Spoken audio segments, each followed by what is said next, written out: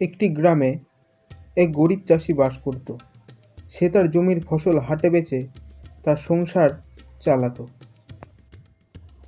সেই চাষিটা প্রতিদিন যে রাস্তা দিয়ে হাটে যায়, সেই রাস্তা দিয়ে আপন মনে আজকেও সে হাটে যাচ্ছিল।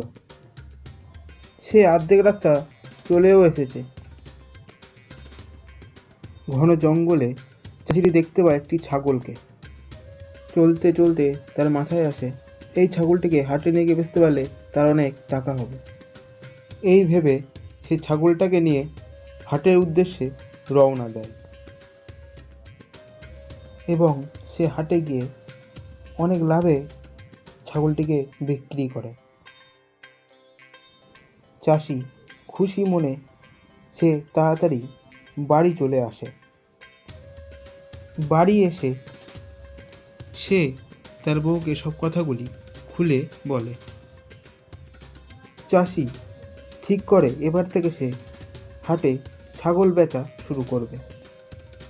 পরের দিন সে হাটে ছাগল নিয়ে যায় এবং অধিক লাভে বিক্রি করে বাড়ি ফিরে আসে। এইভাবেই সে অনেক ধনী হয়ে যায় এবং তার কোনো অভাব থাকে না। এর থেকে কি শিখলে? জীবনে কোনো কিছু রিস্ক না নিলে এগোনো যায় না।